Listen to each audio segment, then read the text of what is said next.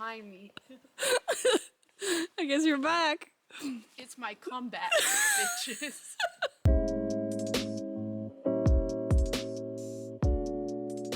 I'm back. Or am I? I don't know. I don't remember how to do this. I feel like nervous, but I have been in the mood to make a video recently, so I decided to do that. I thought I would make a video that's just like a catch up. If you know me, welcome. I'm Sally. If you don't, this is probably kind of confusing for you. I stopped making videos almost a year ago for like my mental health and lots of other reasons, but I've been in the mood to make a video, so fuck it. Here we are. I thought I would update you on my life and also answer some questions because like in October, I said on my Instagram that I was making a comeback and then I just didn't. But I did ask you guys for some questions, so I'm gonna answer some of the questions that you asked me in October and tell you what my favorite books were of last year, and just like, it's just gonna be, I am throwing everything at the wall and I'm hoping something sticks. Okay, last time I spoke to you in this format, I lived in South Carolina in the United States of America. I was just working 4 jobs and losing my mind. I now live in Dublin, Ireland. I'm going to Trinity College, Dublin, and I'm getting my master's in modern and contemporary literary studies. I genuinely don't think that I would have come to the decision to pursue a master's in lit if I hadn't started this channel and started talking critically about books and talking to other people who also engage with books critically. So like, this has been a huge part of why I'm here, which is really cool, and thank you. I'm getting my master's. I'm literally halfway to getting my master's degree in literature, which is bananas. So I'll talk a little bit about that as well. I have had like a really insane year. The last video that I made was like quite depressing. I was trying to get my life together. That is no longer true. I'm still reading. I'm still mentally ill, and I'm still a little bit unhinged. Some things never change, but in general, I love Dublin. I really love my master's program. I have an incredible group of friends here. I've been traveling like crazy in the last year. I also have gotten to meet so many of my internet pals in the past year. It's funny, I kind of like quit YouTube and then I met everybody in person after that. I've gotten to scream the lyrics to Boy Genius and Muna and Ethel Cain with some of my best friends in 3 different cities. I have gone to Copenhagen, I have gone to Stockholm, and I went to both of those places with my amazing group of friends that are in my program with me, who I love so much. And next week we're going to Madrid. It just never stops. I've read so many books, I've written so many essays. I'm in a poetry writing course, so I'm working on that as a creative outlet as well, which has been amazing. As per always, like, I have had hard days and I've been homesick and I've missed my dog mostly, but in general I am doing really well and I am happy, which is cool. And if you want me, you better speak up. I won't wait, so you better move fast. Don't fool yourself in thinking you're more than you are, with your arms outstretched to me.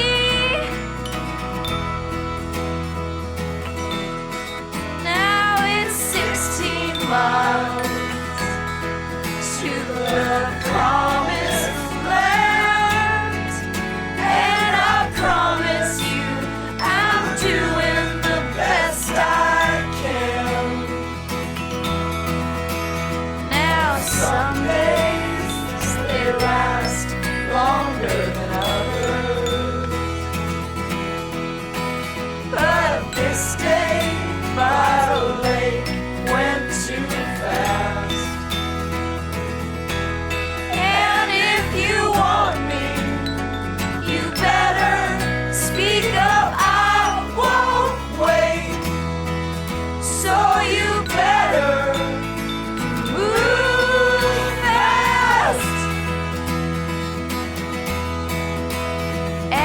Some days they last longer than others,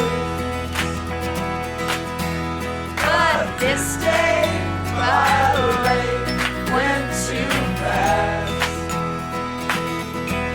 And if you want me, you better speak up. I won't wait, so you better move fast. This is the closest I'm ever gonna get to normal.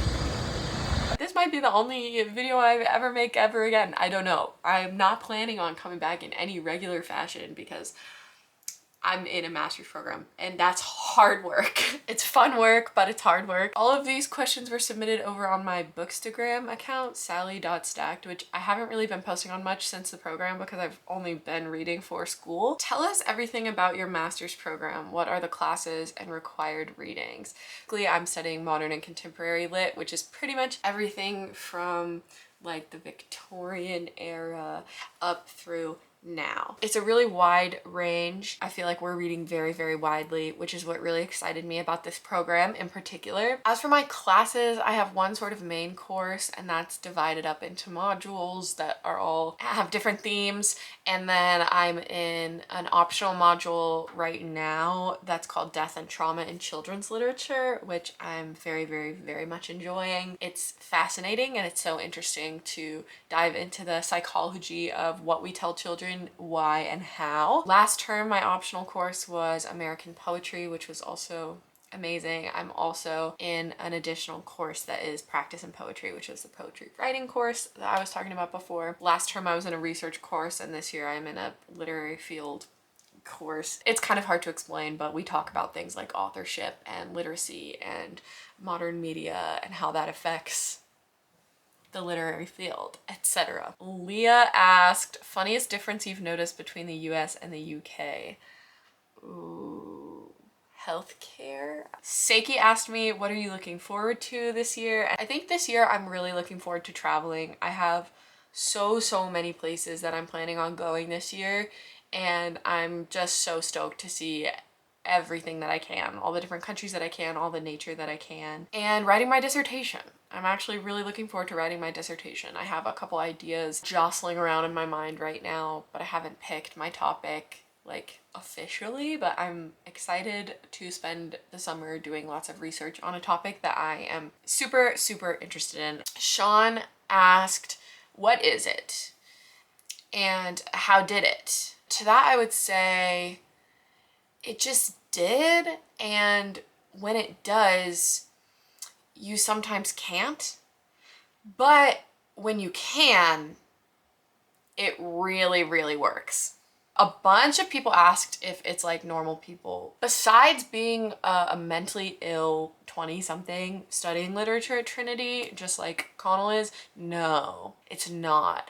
In some ways it is, but I can't talk about those, but mostly no. Other people asked if I've met Paul Mescal yet. No, I haven't met Paul Mescal. However, I will say a couple weeks ago, he was here in Dublin for the Irish premiere of All of Us Strangers, and he and Andrew Scott were at my movie theater that I go to watch all my movies, and I was walking past it that day, and I got home, like on my Instagram feed was just Paul Mescal and Andrew Scott are at this movie theater, and I was like, that's unfortunate. Ayana, bestie, shout out, asked, what do you do if or when imposter syndrome starts to sabotage you? This is a really good question. I have felt quite a lot of imposter syndrome since getting here. I think when I first got here, I felt a lot of imposter syndrome around the fact that I didn't study English in undergrad, and a lot of my program classmates did, but also a lot of them didn't either. And I think ultimately having lots of different perspectives in a room is really important. Everyone in a room has knowledge that I don't, and I have knowledge that nobody else in that room has, just from sheer different lived experience. But yeah, I think just remembering that everybody has a different lived experience, and because of that, different points of view and different things to offer is important and really helpful. Somebody said, what are your thoughts on Dublin? I really love Dublin. I definitely don't want to live long term in a city. I know this about myself. I want to live like secluded in like the woods, in like a little hut or a little burrow, or perhaps a crevasse is the ultimate goal of my life. Maybe a hollowed out tree, a large hollowed out tree would also be good. For now, I am loving Dublin. It's not so big that it's overwhelming. It's a super, super fun city. It's so easy to get to other places in Ireland and other places in Europe from Dublin, which I really love. It feels very central, very connected to lots of other places. Somebody asked what my favorite bookshop in Ireland so far is, and I probably would have to say Books Upstairs in Dublin. It's got like a cafe on the second floor and lots of books, and it's just such a cute vibe, and it's right by Trinity, so I'm nearby a lot. Current favorite movies. Music, I have been pretty consistently bumping Boy Genius and all of their solo projects, as well as Muna and Ethel Cain since those concerts. Noah Kahan stays in the rotation. Lots of Fleetwood Mac recently.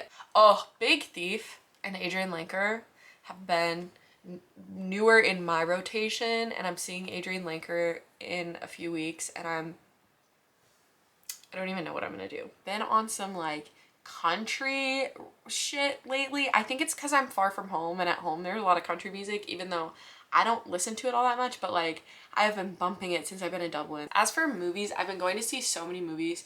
All of Us Strangers is incredible. It's a masterpiece. I did not make it out unscathed, I can say that. Like I was crying. It's a beautiful rumination on grief, on loneliness, on queerness. It was fantastic. That's my favorite movie that I've seen recently. For Valentine's Day, the movie theater near me screened But I'm a Cheerleader, and I went with some of my friends, and it was such a fun time. Highly recommend. Queer camp, 90s nostalgia at its finest. I did get a Letterboxd account recently, and I can tell you what my top 4 are. When Harry Met Sally is my favorite movie of all time. The Way, Way Back is very much up there. I love that movie so much. Dead Poet Society. I don't care if it's corny. I don't care if it's corny. I love it. And High School Musical are my 4 favorite films of all time. I also want to recommend a podcast. It's called Who Shat on the Floor at My Wedding? It's listed under true crime because this actually happened. This lesbian couple got married on a boat in the Netherlands, and during their wedding, someone shat on the floor. And the podcast is them trying to figure out which of their wedding guests shat on the floor. And it's hilarious. Someone said, becoming a professor, question mark, question mark, question mark. That's the dream. What are you missing about the US?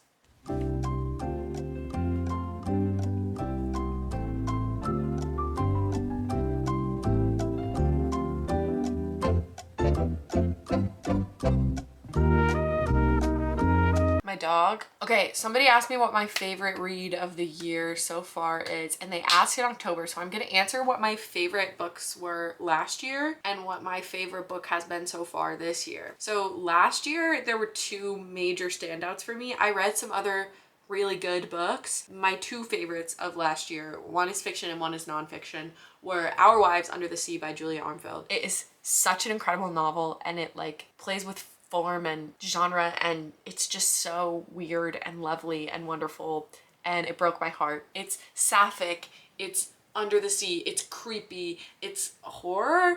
You don't really know what's going on ever, which I love. It's so lyrical and poetic and beautiful, and it was incredible. The other book that really stood out for me last year was Say Nothing by Patrick Radden Keefe. This is a nonfiction book that focuses on Jean McConville, who was a woman in Belfast during the Troubles in Northern Ireland, who was disappeared, which is the word that they used for people who were kidnapped and then killed by the IRA. The book is sort of investigating what happened to Jean McConville, but it also goes in depth into some of the major players within the IRA. I've never seen a nonfiction book have a plot twist, but like it did. I really just haven't stopped thinking about that book since I read it, and the audiobook is really fantastic as well. I would say my favorite books so far this year, they've all been for school. I do think that my favorite book so far was actually a book I read a couple days ago, and it was Frankenstein by Jeanette Winterson. It's sort of a Frankenstein retelling, but like not really, but like sort of. So it's a dual timeline. Half of it is set in like 1817 when Mary Shelley is writing Frankenstein, and it's following her and Percy Shelley and Lord Byron while Mary Shelley writes Frankenstein. And then there's a modern timeline set in 2018 that sort of has the same 4 characters paralleled but in modern people. So there's Rye Shelley, who is the protagonist of the modern timeline. He is trans. He is sort of in love with Victor Stein, who is this guy who's leading the way with AI technology. So it's also a rumination on what AI technology does, what we should be wary about in terms of AI. And it's just a really interesting look into what makes us human, what is the thing that differentiates AI from human beings, and like who is the creator and who is the created. Are we the creator? Are we the creation? Are we both at one time? Like, it just takes a lot of the questions that Frankenstein poses, but puts a modern spin on them and looks at them through the lens of 2018 as opposed to solely the lens of 1818. As always, if you need trigger warnings for any topics, look those up beforehand. All of those books deal with some heavy stuff, so I would check those out. Aster said, who is your favorite European? There's one right answer.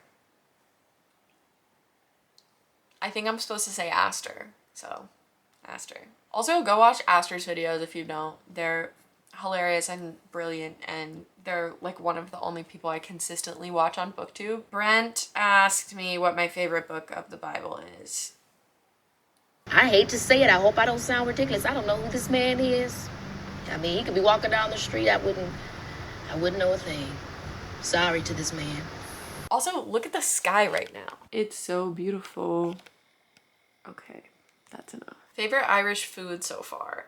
Like, an Irish breakfast goes so unbelievably hard. I love beans on toast. Like, I'm sorry, America, but that is something that the UK and Ireland have gotten right. Like, beans on toast, incredible. Also, I would say a lot of the like biscuits, like cookies, but I do think America does candy bars better. A Snickers is always going to be better to me than a twirl or a curly whirly. Like, absolutely not. Somebody asked, how has this time away from YouTube been? It has actually been so wonderful. Like, I think the fact that I recognized that I needed to take that step for my brain and my body and just my soul, and then not only recognized that I needed to do it, but did it. I'm really proud of myself for doing that. I always said when I started YouTube, I would stop when it wasn't fun anymore. And last year I hit a point where it wasn't fun. It was a key stressor in my life. It made me feel incredibly anxious. And the time away has been really great because it helped me like reconnect with who I was not on the internet. Yeah, just, I don't know exactly how to put it, but it's been really freeing, and I feel like I know myself better now. I didn't feel this like weird sort of need to commoditize. Is that a fucking word? Commodify. A while I started to feel like I needed to commodify things for content. I hate that. Yeah, it's been good. What I'm trying to say is it's been good. So yeah, just a lot of really exciting things to come this year. I'm seeing Niall Horan in concert, which if you know, you know. I'm gonna leave a link in the description to the spreadsheet of GoFundMes for families that are trying to evacuate Gaza, Rafah, and Palestine right now. If you have any extra cash, please join me in donating to one or many of those families. I don't remember how to do an outro. I should be doing homework. Okay, bye!